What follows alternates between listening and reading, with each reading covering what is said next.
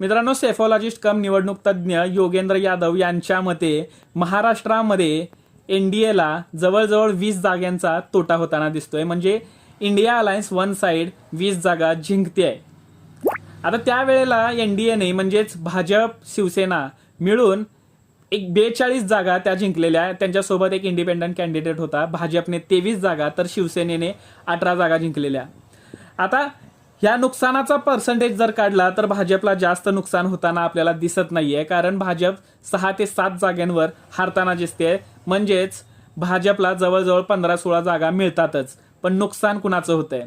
इथं नुकसान होताना आपल्याला दिसतंय शिंदे गटाचं. ज्या शिंदे गटासोबत 13 खासदार गेले ते सरळ सरळ हारताना दिसत आहेत. त्यांचे 1 ते 2 खासदार निवडून येणार आहेत असं ते म्हणतायत. तुम्हाला काय वाटतंय, महाराष्ट्रात किती जागा येतील?